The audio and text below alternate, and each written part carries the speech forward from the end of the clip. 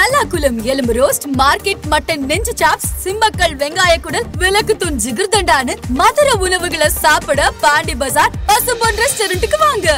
நல்ல வெரைட்டியா ருசியா சாப்பிடலாம். Hola! Your dream vacation to Thailand starts from 19,999 only with GT Holidays, South India's #1 travel brand. Thiruvengadam என்பவரை encounter பண்ணியிருக்காங்க. என்ன சார் நடந்திருக்கு நேற்று என்கவுண்டரை பொறுத்தவரை? எல்லா கொலை வழக்கு மாதிரி இந்த வழக்கை நம்ம கடந்தும் போயிட முடியாது. உங்களுக்கு நல்லா தெரியும், 5ஆம் தேதி அந்த கொலை நடந்தது. நம்ம இருக்கிறது 15ஆம் தேதி. இந்த 10 நாட்களும் தொலைக்காட்சிகளும் எந்த ஊடகங்களாக எடுத்தாலும் பார்த்தீங்கன்னா இந்த வழக்கு பேசப்பட்டுக்கிட்டே இருக்கு. அப்போ இதில் உண்மையான குற்றவாளிகளை கண்டுபிடிச்சாகும். இந்த சீனில் யார் இருந்தா, நான் ஒரு சிலர் என்ன சொன்னால், அங்கே இருந்த பசங்க அவர் கூட இருந்தவங்க சொன்னது கேட்டால் தாடி வச்சுருந்தாங்க, ஆளே வேற மாதிரி இருந்தாங்க, ஆனால் இவங்க கிடையாது, கொலை செய்தவர்கள் வேற. முக்கியமான இந்த 11 பேர் குற்றவாளிகளாக இருக்கக்கூடிய பகுஜன் சமாஜ் கட்சியினுடைய தலைவர் ஆம்ஸ்ட்ராங்குடைய வழக்கில் ஆயுதங்கள் சப்ளை செய்தது திருவேங்கடம் தான். இதை ஸ்கெட்ச் பண்ணி ஃபர்ஸ்ட் எங்கே அடிக்கணும், எங்கே வெட்டினா கீழே விழுவாங்க, நரம்புகளை தாக்கணும் அப்படின்ற மாதிரிலாம் ஒரு ஒர்க் அவுட் பண்ணியிருக்காங்க. ஒர்க் அவுட் பண்ணி அதை மாதிரியே தான் இம்ப்ளிமெண்ட்டும் பண்ணியிருக்காங்க. இந்த படுகொலையில் நீங்கள் நல்லா பார்த்துருப்பீங்க, அந்த சிசிடிவி ஃபுட்டேஜில் பின்னாடி முதுகில் ஃபஸ்ட்டு வெட்டும் பொழுது அது திருவேங்கடம் வெட்டின வெட்டு அந்த வீடியோவில் அப்படின்னும் போது அதற்காக இவங்க என்ன பண்ணான்னு கேட்டிங்கன்னா, இவரை அவர் எங்கே இருந்தார், எந்த பகுதியில் ஆயுதங்கள் பதுக்கி வைக்கப்பட்டது அப்படின்னு பேசும்போது புழல் சிறைக்கு எதிரில் ஒரு ரோடு ஒன்று போகும். இப்போ இதை விசாரிக்கும் போது தான் தெரியுது, இது சம்பவத்தில் இப்போ இவங்க இறங்கி பண்ணது உண்மை அப்படின்றது மாதிரி ஆயிடுச்சு. ஓகே, சிசிடிவியில் இருக்கிற கும்பலை தான் சரண்டரும் ஆயிருக்காங்களா? ஆமாம், ஏன்னா பல்வேறு இடங்கள்லையும் வேற பார்க்குறாங்கல்ல. இந்த சிசிடிவி ஃபுட்டேஜ் அங்கே வெட்டுற இது வந்துருச்சு. இப்போ வெட்டுற ஃபுட்டேஜ் நமக்கு வந்துருச்சு. இவங்க பல்வேறு இடங்கள்ல பைக் வச்சுட்டு ஃபோன் பேசுற மாதிரி, ஒரு கடைக்கு வெளியில் நடந்து வர்ற மாதிரி, இது மாதிரி பல்வேறு கனெக்டட் சிசிடிவி ஃபுட்டேஜ் கலெக்ட் பண்ணிட்டாங்க. என்கவுண்டர் பண்ணாட்டி ஏன் என்கவுண்டர் பண்ணல, இத்தனை பேர் இருக்காங்க ரவுடிங்க எல்லா பக்கமும், அதாவது 31 நாள் 141 கொலைகள் நடந்தது அப்படி இப்படின்லாம் சொல்றது. யாரா ஒருத்தர சுட்டா என்ன பண்றது, ஏன் சுட்டிங்க, அது ஃபேக் என்கவுண்டர்ன்றது. அப்ப இவங்களுக்கு ஒரு பொருள் தேவை, ஒரு சப்ஜெக்ட் தேவை, ஏதாவது ஒன்று பேசுறதுக்கு, ஏதாவது ஒன்று பதில் சொல்றதுக்காக. இது போலியான என்கவுண்டரா இல்லையா என்பதை விசாரிப்பதற்கே அதிகாரிகள் இருக்காங்க. நீதிமன்றங்கள் சுமோட்டாவே நீதிமன்றமே எடுப்பாங்க. ஆதன் தமிழர்களுக்கு அன்பு வணக்கம். இன்று நம்மோடு வழக்கறிஞர் திருமிகு சார்லஸ் வெற்றிவேந்தன் வந்துள்ளார். வணக்கம் சார். வணக்கம் சார். ஆம்ஸ்ட்ராங் கொலை வழக்கு தமிழ்நாட்டில் இந்த கொலை வழக்கு தான் ஒரு மிக முக்கியமான கொலை வழக்காக விவாதிக்கப்பட்டிருக்கு. இந்த கொலை வழக்கை பொறுத்த வரைக்கும் நேற்று ஒரு மிக முக்கியமான சம்பவம். இந்த கொலை வழக்கில் சம்பந்தப்பட்ட திருவேங்கடம் என்பவரை போலீஸ் என்கவுண்டர் பண்ணியிருக்காங்க. இந்த என்கவுண்டர் எப்படி நடந்துச்சு, இந்த பின்னணி எங்களுக்காக சொல்ல முடியுமா சார்? அதாவது 5ஆம் தேதி மாலை ஒரு 5:55 மணி அளவில் ஆம்ஸ்ட்ராங் அவர்கள் அவர் புதிதாக கட்டி கொண்டிருக்கிற அந்த வீட்டுக்கிட்ட இருக்கும் பொழுது அடையாளம் தெரியாத நபர்களால் படுகொலை செய்யப்பட்டார் தான் ஃபஸ்ட்டு எல்லாருக்கும் அந்த டைமில் நியூஸ் பரவுச்சு. அதற்கு பிறகு ஒரு 3 மணி நேரத்திலே பார்த்தோன்னா ஒரு டீம் அண்ணாநகர் டிசி ஆஃபீஸ்லேயும் ஒரு 3 பேர் இந்த பெரியபாளையம் காவல் நிலையம்ன்றாங்க, ஒரு சிலர் திருநெல்வேலி காவல் நிலையம் அப்படின்றாங்க. அந்த இடத்துல சரண்டர் ஆனதாகவும் அவங்க என்ன பண்ணுறாங்கன்னு கேட்டால், ஏற்கனவே ஒரு வழக்கை சுட்டி காட்டி அந்த வழக்கில் ஆற்காடு சுரேஷ் என்ற ஒரு கொலை செய்யப்பட்ட வழக்கு 2023 ஆகஸ்டோ அக்டோபர்னு நினைக்கிறேன், அந்த டைமில் படுகொலை செய்யப்பட்ட வழக்கில் இவருடைய பங்களிப்பு இருந்துச்சு. அது இல்லாமல் அவர் என்னை மிரட்டினார், அதனால் என் மனைவி எங்கிட்ட பிரிஞ்சு போயிட்டாங்க அப்படி இப்படின்லாம் நிறைய கன்ஃபெஷனில் சொன்னதாகவும் அன்று இரவே அதெல்லாம் வெளியில் நியூஸாக வந்துச்சு. புன்னை பாலு தரப்பு ஆமாம் சொன்னாங்க. அப்போ 8 பேர் தான் கைது செய்யப்பட்டிருந்தாங்க. அதற்கு பிறகு என்னென்னு கேட்டால் ஒரு 3 பேர் கைது செய்யப்படுறாங்க. அப்போ அந்த 3 பேரும் இவங்க இந்த 8 பேரை சேர்த்து 11 பேர் ஆயிடுச்சு. 11 பேர் ஆனோன்னா 11 பேரை ஒரு பக்கம் அப்போ அடிஷனல் சிஓபி என்ன சொன்னார்னு கேட்டிங்கன்னா, கைது செஞ்சோம் அப்படின்ற மாதிரி சொன்னார். ஒரு தரப்பினர் சரண்டர் ஆனாங்கன்னாங்க. அதுலேயே ஒரு கான்ட்ரவர்சி இருந்தது. சரண்டர் ஆனவங்களை எப்படி அரெஸ்ட் ஆனீங்கன்னு நீங்கள் சொல்லுவீங்க அப்படின்ற மாதிரி குற்றச்சாட்டு இருந்தால். அதுவும் இல்லாமல் இந்த ஒரு குறிப்பிட்ட கொலை வழக்கை பொறுத்த வரைக்கும் இந்தியா முழுவதும் பேசப்படக்கூடிய ஒரு வழக்காயிடுச்சு. நேஷனல் இஷ்யூவா மாறிடுச்சு. மாயாவதி அவர்கள் பேசின பிறகு நேஷனல் இஷ்யூ ஆயிடுச்சு. அந்த பக்கம் ஜலந்தரில் ஆர்ப்பாட்டம் பண்ணாங்க, டெல்லியில் ஆர்ப்பாட்டம், உத்தரப்பிரதேசில் ஆர்ப்பாட்டம், இப்படிலாம் ஒரு பக்கம் ஒரு பக்கம் நடந்துட்டு இருக்கு. ஒரு சைடில் என்ன கேட்டால், இந்த இன்வெஸ்டிகேஷன் ப்ராப்பராக போகுமா, இந்த இன்வெஸ்டிகேஷனில் ஆரம்ப கட்டத்தில் அவருடைய கடைசி அந்த ரைட்ஸ் எல்லாம் முடியும் பொழுது என்ன ஆகுதுன்னு கேட்டிங்கன்னா, நிறைய பேர் வரல. கேட்டால் அவர் சார்ந்த, அதாவது விடுதலை சிறுத்தை கட்சி தலைவர் ப. ரஞ்சித், அப்புறம் போய் ஜெகன்மூர்த்தியார், இப்படிப்பட்ட தலைவர்கள் தான் அந்த ஸ்பாட்டில் இருந்தாங்க. ஆனால் அதற்கு பிறகு இதோட ரியாக்ஷன் வேறு மாதிரி ஆயிடுச்சு. ஆன உடனே என்ன பண்ணுறேன்னு கேட்டிங்கன்னா, முதல்வர் நேரடியாக அவங்க வீட்டுக்கு போகிறாரு. அதற்கு பிறகு எடப்பாடி பழனிசாமி போயிட்டார். அதுக்கப்புறம் வந்து எல்லாருமே சீமான் போகிறாங்க, எல்லாருமே போய் என்ன பண்ணுறாங்கன்னு கேட்டிங்கன்னா, இந்த அண்ணாமலையும் போயிட்டார். தேசிய அண்ணாமலையும் வந்து அந்த இதுக்கு போனார். இதில் வந்து இந்த விஷயத்தில் வந்து ஆருத்ரா சம்மந்தப்பட்ட விஷயங்களும் வந்து உள்ளே இருக்குமா நிறைய பேர் சொல்கிறாங்க. பட் அது விசாரணை முடிவில் தான் தெரியும். ஏன்னா ஏற்கனவே சொன்னது போல் ஆருத்ரா வந்துட்டு சிபிசிஐடி விசாரிச்சுக்கிட்டு இருக்க ஒரு வழக்கு. ஆமாம், அது வந்து சிபிசிஐடி கையில் இருக்கக்கூடிய வழக்கு. அதில் தேர்ட் பார்ட்டியாக வந்து உள்ள பஞ்சாயத்து பண்ணியிருக்க முடியுமான்றது ஒரு சந்தேகமான ஒரு விஷயமாக இருக்குது.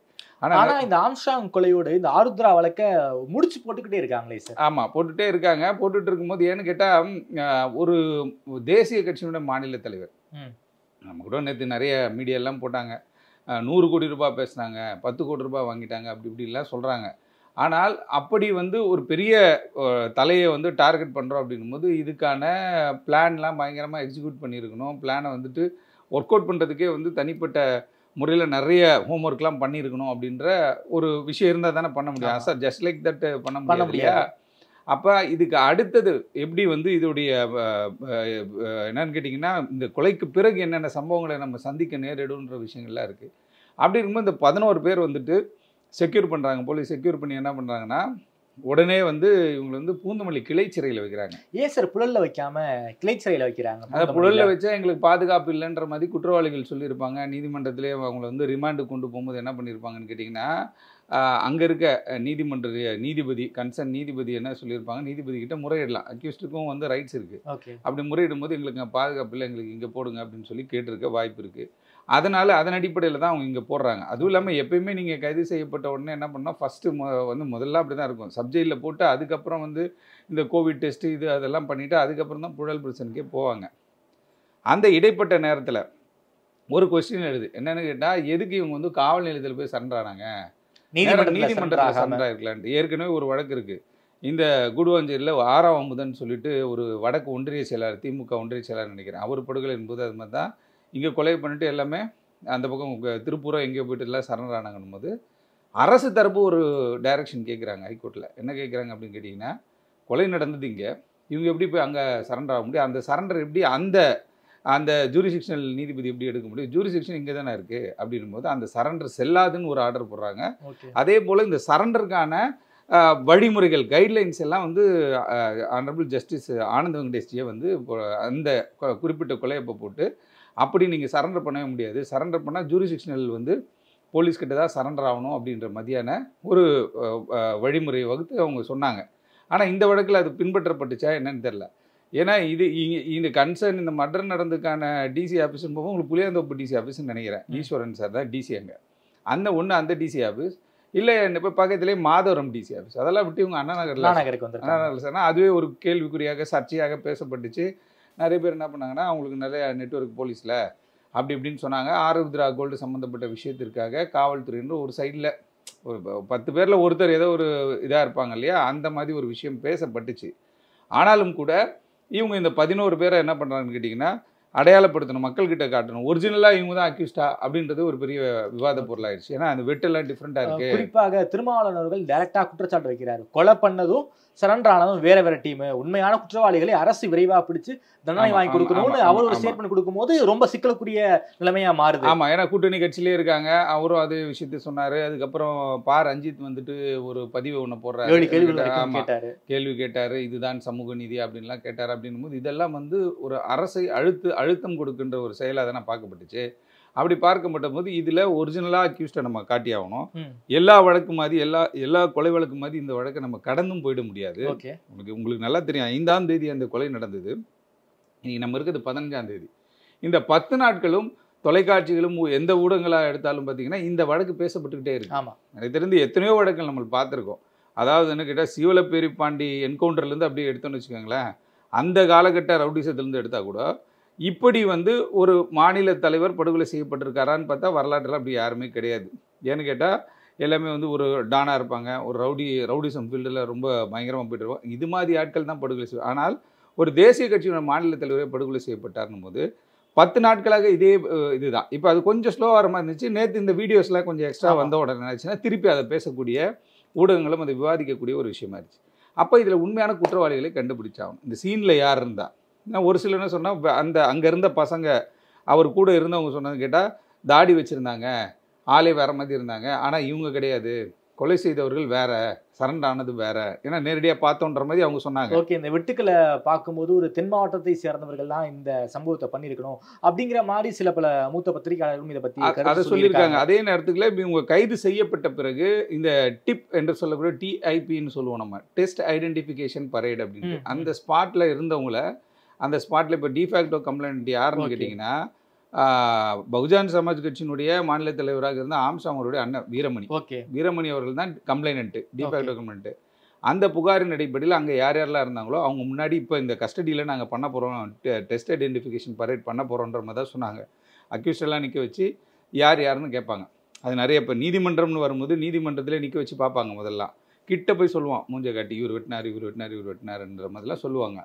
அப்படி பண்ணி பண்ணுறாங்களா என்னன்னு தெரியல. ஆனால் இந்த வழக்கை பொறுத்தவரையில் இப்போ இந்த 11 பேர் கைது செய்யப்பட்ட பிறகு இந்த 11 பேர் 4 பேர் சரண்டர் ஆகிறோம், 8 பேர் ஆனால் 11 பேர் கணக்கு வந்துருச்சு. கணக்கு வந்துட்ட பிறகு இவர்கள் வந்து பூந்தமல்லி கிளைச்சிறையில் இருக்கும்போது ஒரு இந்த விரலளவு ஒரு ஃபோனை வந்து போலீஸ் பிடிச்சதா சொல்கிறாங்க. உள்ளே இருந்துச்சு அப்படின்றாங்க. ஏன்னா இன்றைக்கி நிறைய டெக்னாலஜிலாம் வளர்ந்துருச்சு.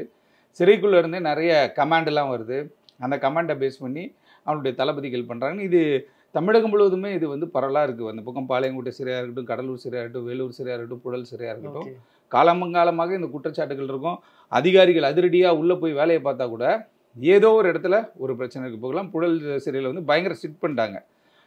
இப்போ லேட்டஸ்ட்டாக ஒரு 4-5 மாதத்துக்கு முன்னாடிலாம் நிறைய விஷயங்கள் ஏற்பட்டுச்சுன்றதுனால என்ன பண்ணாங்கன்னா அங்கே வந்து இந்த டோக்கன் கொடுக்குற சிஸ்டம் அது இதுன்னு எல்லாத்தையும் நிறுத்திட்டாங்க.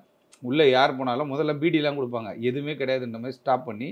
ஏன்னா ஒரு சில அந்த அங்கே வேலை செய்கிற காவல்துறை அந்த கீழ்நிலையில் அதிகாரிகளாக இருக்க ஆட்கள் என்ன பண்ணுறது கேட்டிங்கன்னா காசைப்பட்டு ஏதாவது ஒன்று பண்ணி மாட்டிக்கிட்டாங்க. அப்படிப்பட்ட ஒரு சூழல் இருக்குது. அதனால் என்ன பண்ணாங்கன்னா இவங்க இந்த கிளைச்சிறையில் இது மாதிரி பண்ண உடனே காவல்துறை வந்து இந்த விஷயம் விஸ்வரூபமாக எடுக்கும்போது காவல்துறை ஆணையாளர் மாற்றப்படுகிறார், சட்டம் ஒழுங்கு ஏடிஜிபி மாற்றப்படுகிறார். இப்படி எப்படியே பேசிக்கிட்டே இருக்கும் பொழுது இவங்கள கஸ்டடி எடுக்கணும். 7 நாள் கஸ்டடிக்கான ஒரு அப்ளிகேஷனை மூவ் பண்ணுறாங்க.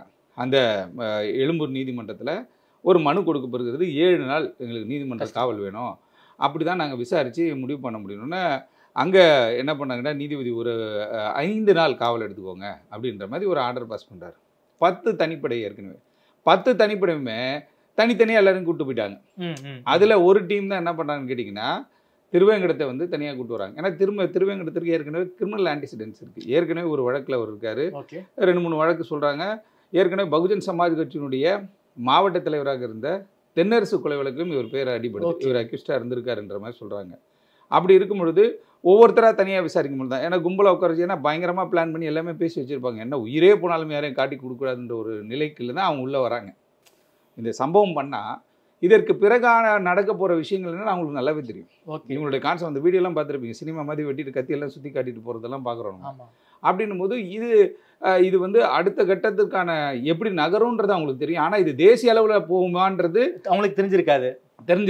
இதுக்கு வந்து ஃபண்டு பண்ணவங்க, இதுக்கு வந்து பேக்கப் பண்ணவங்களுக்குலாம் தெரிஞ்சிருக்க வாய்ப்பு இல்லை. ஆனால் இது ஒரு தேசிய பிரச்சனை ஆயிடுச்சு.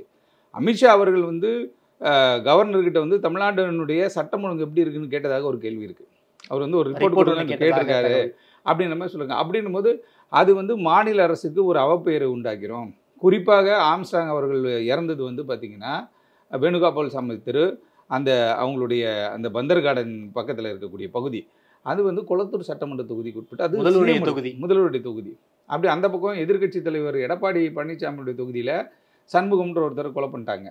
ஒரு பிரச்சனையை கட்சிக்காரர் முக்கிய பொறுப்பாளர் அவர் வேற, அவர் படுகொலை செய்யப்பட்டு. அப்படின்போது ஒரு பெரிய ப்ரெஷர் வந்துருச்சு. ப்ரெஷர் வந்த உடனே இவங்க அதிகாரிகளை மாற்றுறாங்க. அதிகாரம் பண்ணுறது எப்பயுமே யூஸ்வலாகவே என்னன்னு கேட்டிங்கன்னா இந்த மாதிரியான கொலை சம்பவங்கள் நடக்கும்போது சட்டம் ஒழுங்கை நிலைநிறுத்துவதற்காக என்ன பண்ணுவாங்கன்னா அங்கொன்று இங்கொன்றுமா என்கவுண்டர்லாம் நடக்கும். அது வந்து என்கவுண்டர்ன்றதே வந்து என்ன கேட்டால் சட்டத்துக்கு உட்பட்டே கிடையாது. நிறைய என்கவுண்டர் நம்ம சொராப்ஜுதீன் என்கவுண்டர்லேருந்து நம்ம எடுத்தோன்னு கேட்டால் என்கவுண்டர்ன்றது என்ன கேட்டால் எக்ஸ்ட்ரா ஜுடிஷியல் கில்லிங் அப்படின்வாங்க. எக்ஸ்ட்ரா ஜுடிஷியல் கில்லிங் வேறு அழகாக இருக்குது சார். ஆமாம், எக்ஸ்ட்ரா ஜுடிஷியல் கில்லிங் அப்படின்னு தான் சொல்லுவாங்க. ஏன்னா நீதிமன்றத்தில் அப்படி ஒரு வாய்ப்பு கிடையாது. ஏன்னா தூக்கு தண்டனை வந்து தடை செய்யணும், தூக்கு தண்டனை நிறுத்தணும் அப்படின்னு சொல்லி ஒரு பக்கம் போராட்டங்கள்லாம் நடந்துச்சு ஒரு பீரியடில். அப்படி இருக்கும் பொழுது ஒரு நீதிமன்ற காவலில் ஒரு நபர் இருக்கும்போது அந்த நீதிமன்ற காவலில் இப்போ நீதிமன்ற காவலில் தான் இவங்க சிறைக்கு போனாங்க. சப்ஜெக்டில் இருந்தவங்கள இவங்க கஸ்டடி எடுக்கிறாங்க. கஸ்டடி எடுத்து இவங்களை என்ன பண்ணால் தனித்தனியாக விசாரிக்கிறதுக்காக இந்த 5 நாள், இன்றைக்கி தான் 5 நாள் முடியுது, நாளைக்கு தான் அவங்களை நீதிமன்றத்தில் ஆஜர்படுத்தணும். அப்படி வந்து ஒரு டைம் ஃப்ரேம் ஃபிக்ஸ் பண்ணி இருக்கும் பொழுது விசாரிக்கிறோம் அப்படின்னும் போது காவல்துறை விசாரிப்பாங்க. ஏன்னா இது வந்து இந்த 11 பேர்னால ஒரு கவர்மெண்ட்டுடைய பேரை கெட்டு போச்சு, ஒரு சட்டம் ஒழுங்கு வந்து ஒரு கேள்விக்குறியான ஒரு சூழல் ஆச்சு அப்படின்ட்டு எதிர்கட்சிகள், இது உங்களுக்கு நல்லா தெரியும், எதிர்கட்சிகள் எல்லாமே வந்து என்ன கேட்டா அரசியல் நடந்த பிறகு எல்லாருமே இது வந்து ஒரு போலி என்கவுண்டர், ஆமா அரசை காப்பாற்றணும் அப்படிங்கிறது இல்ல, இந்த மர்டரை பேஸ் பண்ணியே இவங்க அரசியல் பேச ஆரம்பிச்சிட்டாங்க. ஆமா, அரசியல் பேசுவது ஆயிப்போச்சு. ஒரு பக்கம் வந்து அதுல ஒரு சில குற்றவாளிகள் வந்து திமுகவை சார்ந்தவர்கள், ஒரு சிலர் வந்து பாஜகவை சார்ந்தவர்கள், சரணானது அப்படி இப்படிலாம் பேசுறாங்க. என்னதான் அவனுக்கு தெரியும்ல முன்னாடியே பாஜகவை ஆளா இருந்தாலும் திமுக இருந்தாலும் ஒரு படுகொலை செய்யும்போது ரிசைன்மெண்ட்டாவது போயிருக்கணும். அதெல்லாம் ஒன்றும் பண்ணல, கட்சியில் இல்லைன்னு ஏதாவது ஒன்று சொல்லியிருக்கணும். ஆனால் எல்லாருக்குமே தெரிகிற மாதிரி இவங்க வந்து நிறைய புகைப்படங்கள் வந்துருச்சு. அப்படி இருக்கும்போது இது அரசியல் சாயம் நிறைய பூசப்பட்டுருச்சு. அப்படி இருக்கும் பொழுது இந்த படுகொலையில் நீங்கள் நல்லா பார்த்துருப்பீங்க, அந்த சிசிடிவி ஃபுட்டேஜில் பின்னாடி முதுகில் ஃபஸ்ட்டு வெட்டும் பொழுது அது வந்து திருவேங்கடம் வெட்டின வெட்டு அந்த வீடியோவில் அப்படின்னும் போது அதற்காக இவங்க என்ன பண்ணுறாங்கன்னு கேட்டிங்கன்னா, இவரை வந்து அவர் எங்கே இருந்தார், எந்த பகுதியில் வந்து ஆயுதங்கள் பதுக்கி வைக்கப்பட்டது அப்படின்னு பேசும்பொழுது புழல் சிறைக்கு எதிரில் ஒரு ரோடு ஒன்று போகும். அது நேராக போனீங்க அப்படின்னா அந்த வடபெரும்பாக்கம் கனெக்ட் ஆகிற ஒரு ரோடு கனெக்ட் ஆகும். வெஜிடேரியன் வில்லேஜ் அப்படின்னு சொல்லுவாங்க. அங்கே வந்து பார்த்திங்கன்னா எல்லாமே பிரம்மாண்டமான வீடுகள் இருக்கும். ஆனால் ஒரு 100 மீட்டர்ஸ் 200 மீட்டர்ஸ் தள்ளி தான் இருக்கும், பங்களா டைப் வீடுங்க மாதிரி இருக்கும். அந்த இடம் ஃபுல்லாக அந்த இடத்துல தான் ஒரு மாதிரியான ரிசர்வ்டு பிளேஸ். அது அந்த 7 மணிக்கு மேலே எல்லாம் போய் தண்ணி அடிக்கிறவங்களாம் அங்கே உட்காந்துருப்பான். அந்த மாதிரியான ஒரு பகுதியை வந்து காவல்துறை என்ன சொல்கிறாங்கன்னா, ஒரு ஷெட்டு போட்டிருந்த வீட்டில் நாங்கள் விசாரிப்பதற்காக கூப்பிட்டு போனோம். என்ன விசாரிக்குன்னா, இதுக்கான ஆயுதங்கள் எங்கெல்லாம் இருந்துச்சு. ஏன்னா இந்த முக்கியமான இந்த 11 பேர் குற்றவாளிகளாக இருக்கக்கூடிய பகுஜன் சமாஜ் கட்சியினுடைய தலைவர் ஆம்ஸ்ட்ராங்கினுடைய வழக்கில் ஆயுதங்கள் சப்ளை செய்தது திருவேங்கடம் தான். இதை ஸ்கெட்ச் பண்ணி ஃபஸ்ட்டு எங்கே அடிக்கணும், ஃபஸ்ட்டு எங்கே வெட்டணும், எங்கே வெட்டினா கீழே விழுவாங்க, நரம்புகளை தாக்கணும் அப்படின்ற மாதிரிலாம் ஒரு ஒர்க் அவுட் பண்ணியிருக்காங்க. ஒர்க் அவுட் பண்ணி அதை மாதிரியே தான் இம்ப்ளிமெண்ட்டும் பண்ணியிருக்காங்க. காலில் வெட்டினா ஓட மாட்டாங்க, தலையில் வெட்டினா விழுந்துருவாங்க, உடனே வந்து அந்த இடத்துல வந்து என்ன கேட்டால் ஒரு குழப்பத்தை ஏற்படுத்தி மயக்கடிச்சு விழுந்துருவாங்க அப்படின்ற மாதிரியான விஷயங்கள், கழுத்தில் வெட்டணும், இந்த விஷயங்கள்லாம் பேசியிருக்காங்க. அப்படின் போது இதற்கு முதல் காரணமே வந்து திருவேங்கடம் தான் அப்படின்ற மாதிரி காவல்துறை அறவேட்டாங்க. ஏற்கனவே ஒரு குற்றச்சாட்டு இருந்துச்சு, தென் மாவட்ட ரவுடிகளுடைய தொடர்பு இருக்கா. மெட்டலே வந்து பார்க்கும்போது தென் மாவட்டத்தை சார்ந்த மெட்டலாக தான் பலரும் வந்தாங்க. ஆமாம், அப்படி இருக்கும் பொழுது இங்கே பண்ணும்போது இது டிஃப்ரெண்ட்டாக இருக்கும், ஏன்னா இவங்க வச்சிருக்க டூல்ஸ் எல்லாம் வேற மாதிரி இருக்கும் அப்படின்லாம் விவாத பொருள் இருந்துச்சு. ஆனால் அங்கே இதை விசாரிக்கும் போது தான் தெரியுது, இது சம்பவத்தில் இப்போ இவங்க இறங்கி பண்ணது உண்மை அப்படின்றது மாதிரி ஆயிடுச்சு. ஓகே, சிசிடிவியில் இருக்கிற கும்பலை தான் வந்து சரண்டரும் ஆயிருக்காங்களா? ஆமாம், ஏன்னா பல்வேறு இடங்கள்லையும் வேற பார்க்குறாங்கல்ல. இந்த சிசிடிவி ஃபுட்டேஜ் அங்கே வெட்டுற இது வந்துருச்சு. இப்போ வெட்டுற ஃபுட்டேஜ் நமக்கு வந்துருச்சு. இவங்க பல்வேறு இடங்களில் ஃபோனை வச்சுட்டு, ஏதாவது பைக்கை வச்சுட்டு ஃபோன் பேசுகிற மாதிரி, ஒரு கடைக்கு வெளியில் நடந்து வர்ற மாதிரி, இது மாதிரி பல்வேறு கனெக்டட் சிசிடிவி ஃபுட்டேஜ் கலெக்ட் பண்ணிட்டாங்க. ஓகே, அப்போ அந்த சிசிடிவி ஃபுட்டேஜ் தெளிவாக இருக்கு. பின்பக்கத்துல வெட்டுறாரு, அந்த பிளாக் ஷர்ட் போட்டிருந்தவர் தான் வெட்டுறாரு, கூலிங் கிளாஸ் போட்டிருக்காரு, அவர் வெளியில இருக்கும், அவர் தான் வெட்டுறாருன்றது வந்து காவல்துறைக்கு தெரிஞ்ச உடனே காவல்துறை என்ன பண்ணாங்கன்னா, இந்த ஆயுதங்கள்லாம் எங்க இருக்கு, இதற்கு முன்னாடி ஏற்கனவே ப்ரீவியஸ் கேசஸ் இருக்கிறதுனால அவரை நம்ம கேட்டுதான் ஆகணும். எப்பயுமே அது பண்ணுவாங்க, சீன் ஆஃப் அக்கரன்ஸ் போவாங்க, அந்த இடத்துல வந்து எங்க நடந்தோ அந்த இடத்துக்கு போவாங்க. பட் ஆனால் இப்போ அது வந்து லா அண்ட் ஆர்டர் இஷ்யூ ஆகிடும். அதுக்கு தான் உங்களுக்கு வந்து என்ன கேட்டிங்கன்னா, இந்த விசாரணையை, அதாவது என்ன கேட்டால் நம்மளுடைய கஸ்டடி எடுக்கக்கூடிய பெட்டிஷன் விசாரணையை விசியில் தான் பண்ணாங்க, வீடியோ கான்ஃபரன்ஸில் தான் பண்ணாங்க. ஏன்னா இப்போ நீதிமன்றத்துக்கு கூட்டு வந்தால் பிரச்சனை ஆகிடும். ஏன்னா அன்னைக்கு பார்த்து தான் வந்து நீதிமன்றத்தில் வழக்கறிஞர்கள் போராட்டம் நடக்குது. அப்போ அது வந்து ஏதாவது ஒரு பிரச்சனை உருவாக்கிறப்போன்னு விசியிலே தான் பண்ணாங்க. அதே மாதிரி விசிலே வந்து இந்த சம்பவம் எப்படி நடந்ததுன்றதையும் அவங்க கேட்டு தெரிஞ்சுக்கிறாங்க காவல்துறை. ஏன்னா ஸ்பாட்டுக்கு கூட்டு போல நிறைய இடத்துக்கு என்ன பண்ணுவாங்க, 2 அக்யூஸ்டை வந்து கையில் சங்கிலிலாம் கட்டி கூட்டு போய் ஸ்பாட்டில் நிற்க வச்சு எப்படி பண்ணாங்க ஏது பண்ணாங்கன்னு கேட்பாங்க. இதை வந்து போலீஸ் இந்த கஸ்டடியில் தெரிஞ்சிருப்பாங்க. தெரிஞ்ச உடனே இதுக்கு யார் மூலைன்றதை எடுத்துகிட்டு இருப்பாங்க. இப்போ வரைக்கும் இனிமேல் விசாரணையினுடைய இறுதி கட்டத்துக்கு இன்னும் இந்த விசாரணை வரல, ஏன்னா டைம் இருக்குது போலீஸுக்கு. அப்போ போலீஸ் என்ன பண்ணுறாங்க கேட்டால், இந்த 11 பேரை விசாரித்த வரைக்கும் இந்த டீமுக்கு 8 யாருன்னு பார்க்கும்போது A3 இந்த கேஸில் யாரு, திருவேங்கடம். A3 A1 யார் சார்? A1 தான் புன்னை பாலு. ஆமாம், A1 புன்னை பாலு, A2 அந்த அருள்னு சொல்கிற வழக்கறிஞரை சொல்கிறாங்க, A3 வந்து இவருன்ற மாதிரி சொல்லியிருக்காங்க. அட் எனி பாயிண்ட் வந்துட்டு இந்த எஃப்ஐஆர் ஆல்டர் பண்ணுவாங்க. எனி பாயிண்ட் வந்து என்ன பண்ணிங்கன்னா, இதில் சம்மந்தம் இல்லாத ஆள் இருந்தாங்கன்னா அவங்க தரப்புல பெட்டிஷனை போட்டு அவங்க என்ன பண்ணுவாங்க, என்னோட பேரை எடுத்துருங்க, இவங்க இல்லை. ஆமாம், அது மாதிரி நிறைய விஷயங்கள் இருக்குது. அப்படி இருக்கும்போது குறிப்பாக திருவேங்கடத்தை பொறுத்தவரையில் என்ன கேட்டால், திருவேங்கடம் இந்த வழக்கினுடைய ஹீரோவாக, இதுக்கு வந்து ஒரு ஹெட்டாக இருந்தார் அப்படின்றது காவல்துறையுடைய ஒரு வெர்ஷனு. காவல்துறை இவங்களெல்லாம் நாங்கள் விசாரிச்சும் போது எல்லாருமே திருவேங்கடத்தை தான் கை காட்டுறாங்க அப்படின்னு சொல்லி என்ன பண்ணுறாங்கன்னு கேட்டால், திருவேங்கடத்தை நம்ம விசாரிக்க வேண்டியிருக்குன்னு கொண்டு போகிறாங்க. எப்பயுமே வந்து கேட்டால் ஏற்கனவே நம்ம வந்து இவருடைய மணல்மேடு சங்கருடைய என்கவுண்டர்லேருந்தே நம்ம எடுத்துக்கலாம். மணல்மேடு சங்கர் என்கவுண்டர் இப்போ வரைக்குமே ஒரு புரியாத புதிராக இருக்குது. ஏன்னா காரை அந்த வண்டி கவுந்துருச்சு, வண்டி ட்ரை பண்ணாரு அப்படின்ட்டாங்க. அது கோர்ட்டுக்கு கூட்டிகிட்டு வந்துட்டு திரும்பி போகும்போது அது ஒரு சம்பவம் இருக்குது. அதற்கு பிறகு பார்த்தீங்கன்னா முட்டை ரவி என்கவுண்டர் செய்யப்படுறாரு. அதுக்கப்புறம் வந்து பார்த்தீங்கன்னா இப்போ லேட்டஸ்ட்டாக வந்து 2023 வந்து ஜெகன் திருச்சியில் வந்து கொம்பன் ஜெகன் என்கவுண்டர் செய்யப்பட்டார். அதே ஆண்டு விஸ்வா என்கிற விஸ்வா ஸ்ரீபெரும்புதூரில் என்கவுண்டர் செய்யப்படுறார். அதற்கு பிறகு பார்த்தீங்கன்னா இங்கே ரெடில்ஸில் வந்துட்டு நம்ம இப்போ இருக்கிற கமிஷனர் வந்து ஆவடி கமிஷனர் இருக்கும் பொழுது முத்து சரவணன், சண்டே சதீஷ்ன்றவங்க என்கவுண்டர் செய்யப்படுறாங்க. அதெல்லாம் என்ன கேட்டிங்கன்னா, இப்போ இதற்கு நிறைய அவங்க குடும்பத்தினர் எதிர்ப்பு தெரிவித்தாங்க. நிறைய பேர் மனித உரிமை அமைப்பு போனாங்க. நாங்களும் ஒரு பெட்டிஷன் போட்டிருந்தோம். அதான் கேட்டிங்கன்னா, ஒரு வழக்கு அப்படின்னு வரும்போது அந்த வழக்கில் வந்து ட்ரையலெல்லாம் கண்டக்ட் பண்ணி விட்னஸ் எல்லாம் ஏற்றி கடைசி அவருக்கு வந்து ஆயுள் தண்டனையோ தூக்கு தண்டனை அது நீதிமன்றம் தானே முடிவு பண்ணணும். அவரை ஏன் நீங்கள் வந்து இது மாதிரி பண்ணுறீங்க அப்படின்னு சொல்லிட்டு நம்ம ஒரு மனு போட்டிருந்தோம். கொம்பன் ஜெகனுடைய வழக்கில் வந்து நம்ம மனித உரிமை ஆணையத்தில் ஒரு புகார் கொடுத்துருந்தோம். ஏன்னா என்ன வழக்குன்னே தெரில, திடீர்னு கூட்டு கை காலெலாம் கட்டின மாதிரி இருந்துச்சு அப்படின்லாம் அவங்க ஃபேமிலியெலாம் சொல்லியிருந்தாங்க. அதே இதுக்காக நான் போட்டிருந்தோம். ஆனால் இந்த வழக்கை பொறுத்தவரைன்னு கேட்டால், இந்த வழக்கில் ப்ரூட்டல் மர்டரு, ஒரு பெரிய பொலிட்டிக்கல் லீடரு, ஒரு ஆளுமையாக அவர் இருந்த ஒரு ஆள், எல்லாருக்குமே அறிமுகமான ஆள். நீங்கள் நல்லா பாருங்கள், அனைத்து அரசியல் கட்சிக்காரெல்லாம் அட்டன் பண்ண ஒரே ஒரு டெத் இதாக தான் இருக்கும். இந்த இறப்பில் எல்லாருமே வந்துட்டாங்க. பாஜகவினர் வந்து அஞ்சலி செலுத்திட்டாங்க. அதே போல் திமுக, அதிமுக, எல்லா கட்சியும், தமிழ்நாட்டில் என்னென்ன கட்சி இருக்கோ எல்லாருமே கட்சியும் வந்து போகிறாங்க. அப்படின் போது இதுக்கு வந்து இதில் சரியாக இன்வெஸ்டிகேட் பண்ணாட்டி அது என்ன ஆகிடும் கேட்டால் ஒரு பெரிய தவறான ஒரு முன்னுதாரணம் ஆகிடும் அப்படின்றதுக்காக இவங்க விசாரணை பண்ணுறாங்க. விசாரணை பண்ணும்போதே இப்போ ஒரு பிரச்சனை ஆகிப்போச்சு. என்னன்னு கேட்டால், இந்த திருவேங்கடத்தை வந்து ஸ்பாட்டு கூட்டு போய் பார்க்க முடியாது. ஏன்னா அங்கே பிரச்சனை ஆகிடும், மக்கள் சூழ்ந்த ஏதாவது ஒரு லாண்டர் இஷ்யூவும் கூட இஷ்யூ ஆகிடும்ன்றதுக்காக இவங்க என்ன பண்ண, இரவு நேரத்தில் அவர்கிட்ட விசாரணை நடத்திட்டு, ஏன்னா 10 டீமில் 10 பேரும் இவங்க தனித்தனியாக பிரித்து எடுத்துருப்பாங்க. விசாரணை நடத்திட்டு இவரை ஸ்பாட்டில் போய் இந்த வெப்பன்ஸை ரெக்கவர் பண்ண போன நேரத்துக்கு இவர் காவல்துறை அதிகாரிகளை வந்து சுட்டதாகவும், ஏன்னா அவருக்கு பிஸ்டல்லாம் எதை வச்சுருந்தாங்க, அது ஒரு ஆயுத கிடங்கு மாதிரி அந்த ஒரு ஷெட்டு போட்ட இடத்துல ஏற்கனவே ஒரு சில சம்பவங்கள் பண்ணும்போது இந்த இடத்துல தான் நாங்கள் ஆயுதத்தை வச்சு எடுப்போம் அப்படின்னு வந்து ஒன்று இப்போ செத்து போன திருவேங்கடம் வந்து நம்மகிட்ட சொல்லணும், இல்லை நான் இல்லைன்னு சொல்லணும், செத்து போயிட்டாப்புல. அப்போ என்ன பண்ணான்னு கேட்டால், போலீஸ் வந்து அந்த ஸ்பாட்டுக்கு போகும்போது அங்கே வந்து அதிகாரிகள் நல்ல பேர், ஒரு இன்ஸ்பெக்டர் ஒருத்தர், அந்த இன்ஸ்பெக்டர் வந்து ஒரு சுடமுற்பட்டதுனால காவல்துறை வந்து தற்காப்புக்காக என்ன பண்ணுறாங்கன்னு கேட்டிங்கன்னா, அவரை வந்து வயிற்று பகுதியில் சுடுறாங்க. சுட்டும் பொழுது அவர் அதே ஸ்பாட்டில் இறந்து போயிடுறாங்க. நேற்று காலை 6 மணிக்கு இது வந்து பேசப்பட்டுச்சு. அப்போ இது ஒரு என்கவுண்டர். இந்த வழக்கில் இருக்க மற்ற குற்றவாளிகள்லாம் பயந்து நடுங்கி அடுத்த கட்டம் உண்மைகளை சொல்லுவதற்கு இது நிறைய வாய்ப்புகள் இருக்குது. ஃபுல் ஃபேக்டை சொல்கிறப்பால, நேற்று நைட்டு வரையும் நம்ம கூட இருந்தாலும் சம்பவத்தில் இறங்கி வெட்டினாலும் இன்றைக்கி இல்லையே, இன்றைக்கி பணமாக்கிட்டாங்க.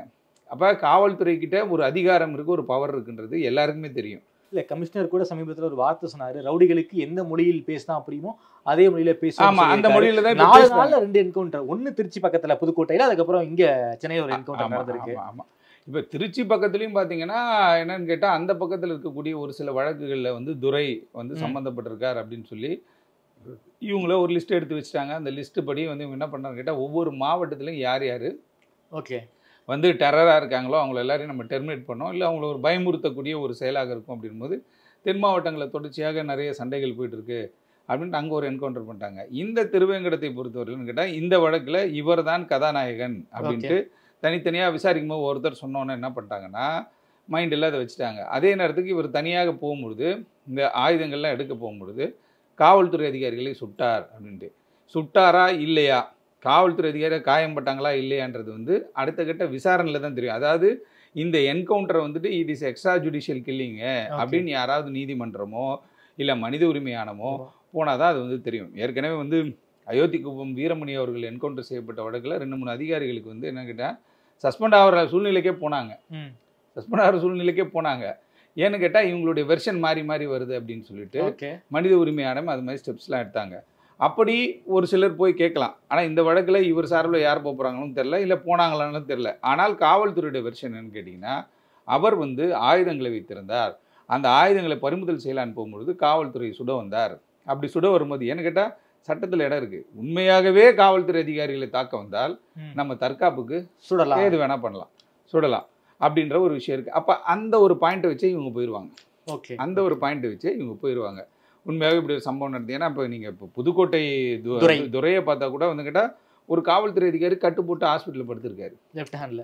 ஆமாம். ஏன்னா உடனே இமீடியட்டாக அந்த இடத்துக்கு வந்துட்டு தாசில்தார் போவாங்க, judicial magistrate concern judicial magistrate, இப்போ புழல்னு வருதா மாதவரம் ஜுடிஷியல் மேஜிஸ்ட்ரேட்டு ஸ்பாட்டுக்கு போய் அதை விசாரணை பண்ணுவாங்க. அவங்க ஒரு ரிப்போர்ட்டை, ஏன்னா இது ஒரு ப்ரொசீஜர். ஓகே, என்கவுண்டர் நடந்தா ஆமாம் தாசில்தார் விசிட் பண்ணிடுவாங்க. உடனே வந்து ஜுடிஷியல் மேஜிஸ்ட்ரேட் வந்து என்ன நடந்து ஏது நடந்து அந்த ஏரியா ஸ்கெட்ச் போட்டு பார்த்து அவங்க ஒரு ரிப்போர்ட்டை ரெடி பண்ணி வச்சுப்பாங்க. ஏன்னா நாளைக்கு இது மனித உரிமை அமைப்புக்கோ நாளைக்கு உயர்நீதிமன்றத்திற்கோ ஏதோ ஒரு மேல்முறையீடுன்னு போயிடுச்சு அப்படின்னா இவங்கெல்லாம் என்ன பண்ணாங்கன்ற ஒரு கொஸ்டின் வருன்றாரு. இது ப்ரொசீஜர். இந்த ப்ரொசீஜர் பண்ணி உடனே ஜிஹெச்சில் எடுத்து போவாங்க. ஜிஹெச்சில் போய் நீதிபதி பார்த்து அங்கே விசாரிப்பாங்க. இப்படி நிறைய விஷயங்களை அவங்க கலெக்ட் பண்ணி தான் என்ன பண்ணுவாங்கன்னா கோர்ட்டுக்கு கொண்டு போவாங்க. அப்படி இந்த ஒரு வழக்கை பொறுத்தவரையில் திருவேங்கடம் இந்த வழக்கினுடைய கதாநாயகர். ஓகே, திருவேங்கடம் இந்த வழக்கில் வந்து ஆயுதங்கள் சப்ளை பண்ணார், திருவேங்கடம் இந்த வழக்கில் ஸ்கெட்ச் போட்டார் அப்படின்றது காவல்துறையினுடைய ஒரு வெர்ஷன். விசாரணையின் அடிப்படையில் தான் நாங்கள் இதை பண்ணுறோன்னு சொல்லிட்டு, ஏன்னா இதை பண்ணிட்ட பிறகு தான் இந்த வீடியோ ரிலீஸ் ஆகுது. அதுக்கு முன்னாடி சிசிடிவி வீடியோ அதுக்கப்புறம் தான் ரிலீஸ் ஆகுது. என்கவுண்டர் நடந்த பிறகு தான் சிசிடிவி வீடியோ ஃபிளாஷ் ஆகுது. இன்னொரு விஷயம் என்ன கேட்டால், அன்னைக்கு கேட்கும்பொழுது அந்த அவர் கூட இருந்ததாக சொன்ன தம்பிங்களை என்ன சொன்னோன்னா, இந்த சிசிடிவி வேலை செய்யலை, அந்த சிசிடிவி வேலை செய்யலைனாங்க. ஆனால் சிசிடிவி அங்கே வேலை செஞ்சிருக்கு. அவருடைய முகமே தெளிவாக தெரிகிறது. அவர் நிற்கிறாரு, முதல்ல யாரோ ஒருத்தவங்க அட்டாக் பண்ணுறாங்க, அவர் கையில் தடுக்கிறாரு, நிலை தடுமாறி கீழே விழுந்து எந்திரிக்கிறாரு, பின்னாடி ஒரு வெட்டு விழுவுது, அந்த வெட்டோடு அவர் கீழே விழுந்துறாரு. அந்த வெட்டினவர் தான் திருவேங்கடம். ஆமாம், அந்த பிளாக் கலர் ஷர்ட் அப்படின்றது காவல்துறை வெளியிட்ட வீடியோ தான் சொல்கிறாங்க. அது ஓகே, அந்த வீடியோ இப்போ பயங்கர வைரலாக போச்சு. அப்போ இந்த வழக்கினுடைய சூத்திரதாரி, இந்த வழக்கினுடைய மூளை யாருன்னு பார்க்கும்போது இவர் தான் அப்படின்னு திருவேங்கடம் இருக்கும்போது இவர் மீதான பார்வை, காவல்துறையுடைய பார்வை அப்படியே மாறுது. மாறிட்ட பிறகு இப்போ பாருங்க, இந்த 11 பேர் இருந்தாங்க, அதில் ஒரு முக்கியமான குற்றவாளி சுட்டு வந்து என்கவுண்டர் பண்ணிட்டாங்க. என்கவுண்டர் பண்ணால் அடுத்த குற்றவாளிகளுடைய மனநிலை எப்படி இருக்கும்? அப்போ நேற்று காலையில் நடந்தது. நேற்று காலையில் திருவேங்கடத்தை என்கவுண்டர் பண்ணிட்டோம், ஒழுங்கு மரியாதை உண்மையை சொல்லிட்டு உண்மையை சுட்டுருவோம் அப்படின்னு சொன்னால் என்ன பண்ணுவீங்க? உண்மையை சொல்லி தான் ஆகணும். ஆமாம், அதுதான் இன்வெஸ்டிகேஷனுடைய இவங்களுடைய அடுத்த ஸ்டைல், அடுத்த ஒரு மாதிரியான ஒரு மெத்தடை ஹேண்டில் பண்ணுவாங்க. ஓகே சார், நீங்கள் பேசும்போதே ஆம்ஸ்ட்ராங் கொலை வந்து எல்லா கட்சிகளும் அரசியல் பண்ணாங்கன்னு நீங்கள் வந்து ஒரு வார்த்தை சொன்னீங்க. குறிப்பாக இந்த திருவேங்கடம் என்கவுண்டரையுமே தமிழ்நாட்டில் இருக்கக்கூடிய எல்லா எதிர்கட்சிகளுமே இந்த இஷ்யூவை பொறுத்த வரைக்கும் இது வந்து போலீஸ் வந்து இது வந்து போலி என்கவுண்டர், அண்ணாமலையர்கள் வந்து மிக காட்டமான ஒரு பிரஸ் மீட் கொடுத்துருக்காரு, இது வந்து ஒரு போலி என்கவுண்டர்னு பேசியிருக்காரு. உண்மையாலுமே இது போலி என்கவுண்டர் தானே சார்? வழக்கமான நடக்கக்கூடிய என்கவுண்டர் இல்லை, அது வந்து அடுத்த கட்ட விசாரணை. ஏன்னா காவல் அவரே என்ன சொல்றாரு, அதிகாரிகள் இதை விசாரிக்க, உயர் அதிகாரிகள் இதை விசாரிக்க வேண்டும் அப்படின்ட்டாரு. அப்போ அது இன்ஸ்பெக்டர் லெவலில் தான். அங்கே போய் ஒரு கமிஷனரோ ஒரு ஏடிஜிபியோ இல்லை வேற யாரோ ஒருத்தவங்க வந்து போய் என்கவுண்டர் பண்ணல, ஒரு இன்ஸ்பெக்டர் லெவல் ஆட்கள் தான் உள்ளே போய் வேலையை பார்த்துருக்காங்க. அப்படி இருக்கும்பொழுது இதில் என்னென்ன சம்மந்தப்பட்டிருக்கு, இதற்கான ஆவணங்கள் என்ன, உண்மையாக அந்த சப்ஜெக்ட் அந்த இடத்துல என்ன நடந்ததுன்றது வந்து அப்படியே மறைந்து போயிட போகிறது கிடையாது. அவங்க சொன்ன மாதிரி ஒரு கேள்வி எழுந்துருச்சுன்னா எடப்பாடி பழனிசாமி கூட எதுக்கு அவ்வளோ அவசரம், எதுக்கு என்கவுண்டர் பண்ணீங்க அப்படின்ற மாதிரி ஒரு வார்த்தை சொல்கிறாரு. என்கவுண்டர்லாம் பண்ணாமலே விட்டாங்கன்னு வச்சுக்கோங்க, ஏன் என்கவுண்டரே பண்ண மாட்டாங்க? 2 வகையான வார்த்தைகள் பேசுவாங்க நம்ம ஆளுங்க. ஒரு 4-5 என்கவுண்டர் பண்ணால் எல்லாம் அமைதி ஆகிடும் பாண்டி இவங்களே சொல்லுவாங்க. ஒரு என்கவுண்டரே நடந்துச்சுன்னு வச்சுக்கோங்க, எதுக்கு என்கவுண்டர்லாம் பண்ணோம் அப்படின்ற மாதிரி சொல்லுவாங்க. அப்போ ஒரு வழக்குன்னு வரும்பொழுது அதில் கட்சிக்காரர்லாம் சம்மந்தப்பட்டிருக்காங்க. இதில் குறிப்பாக திமுகவை சார்ந்தவர்கள் வந்து ஒரு சில பேர் சொன்னோடனே இவங்க என்ன பண்ணாங்க, திமுககாரர்களை காப்பாற்றுவதற்காக தான் இதை இப்படி பண்ணிட்டாங்க அப்படின்ட்டு. ஏன்னா ஒரு வழக்குன்னு எடுத்துக்காங்களேன், இது இப்படியே முடிஞ்சிட போகிறதில்ல. இது ஒரு மாநில தலைவர், தேசிய கட்சியோட மாநில தலைவரோட கொலை. இதில் ஜஸ்ட் லைக் தட் என்கவுண்டர் பண்ண முடியாது, ஜஸ்ட் லைக் தட் வந்து ஃபைலை க்ளோஸ் பண்ண முடியாது.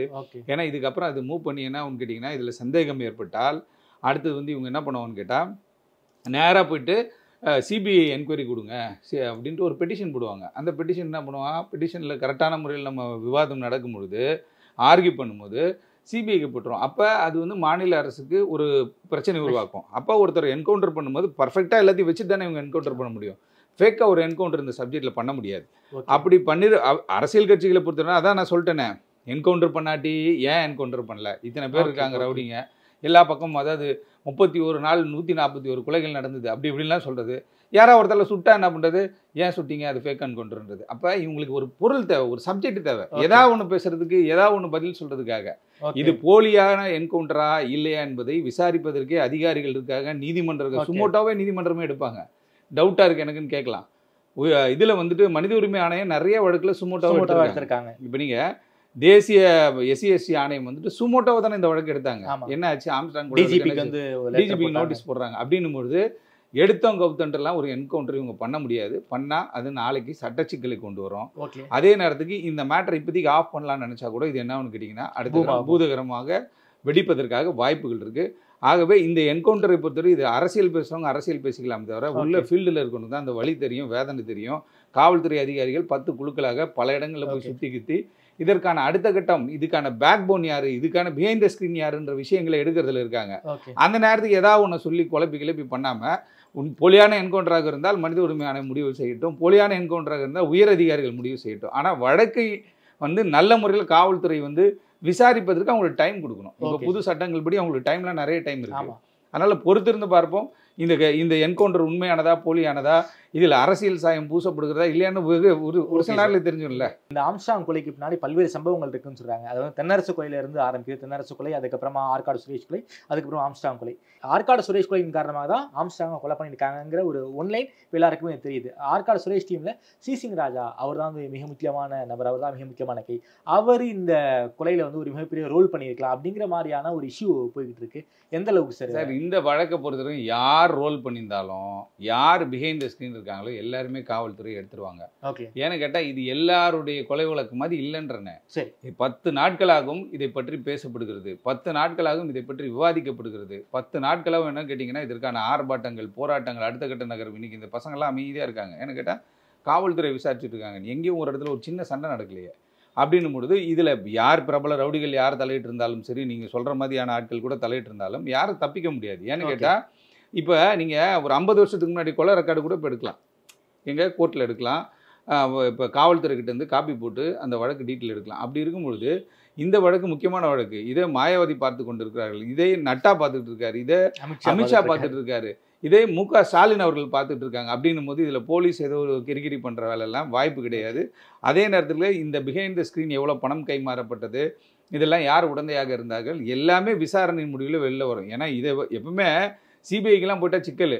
நம்ம போலீஸாக இருந்தால் நம்ம போலீஸ் நம்ம சைடில் விசாரிச்சிருவாங்க. சிபிஐக்கெலாம் பொறுத்து அது என்ன கேட்டால் நிறைய வழக்குகள் தெரியுமே உங்களுக்கு. அம்பத்தூரில் லிம்சி கொலை வழக்கு இன்றைக்கி வரையும் சிபிஐயில் என்ன ஆச்சுன்னு தெரில. ராமஜெயம் முக்கியமான பிரமுகர், அவருடைய வழக்கு என்னன்னு தெரில. ஆகவே சிபிஐக்கெலாம் போகிறது கொஞ்சம், அதாவது கேட்டால் ஹைலி ரிஸ்க்கான ஒரு சப்ஜெக்ட் தான்.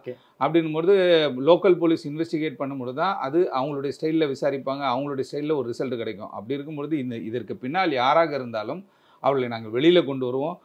ரவுடிகளுக்கு எங்களுடைய மொழியில் சொல்லுவோன்னு கமிஷனர் சொல்லியிருக்காரு. ஆகவே பொறுத்திருந்து பார்ப்போம் இதில் யாரெல்லாம் செட் பண்ணாங்க, யாரெல்லாம் கூட போனாங்கன்றது மிக வெளில தெரியும். ஓகே சார், ரொம்ப நன்றி சார். குறிப்பாக இந்த திருவேங்கடம் என்கவுண்டருக்கு பின்னாடி இருக்கக்கூடிய விஷயங்களை ரொம்ப விரிவாக பேசியிருக்கீங்க. நேரம் கொடுத்து பேசினதுக்கு நன்றி சார். நன்றி சார். Thank you sir.